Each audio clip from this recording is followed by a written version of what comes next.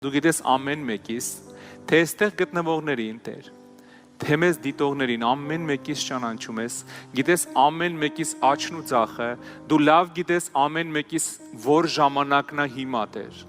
Մենք խնդրում ենք Տեր Աստված, որ բացես մեր աչքերը, տաս մեզ ժամանակի գիտություն, որպեսզի մենք էլ հասկանանք, որտեղ ենք մենք հիմա Տեր։ Թող ամեն մեկի վրա գա այդ իմաստությունը երկնային, այդ պարգևը ժամանակի գիտության Տեր, որպեսզի ամեն մեկը ճիշտ իմանա այսօր ինչ պիտի անի,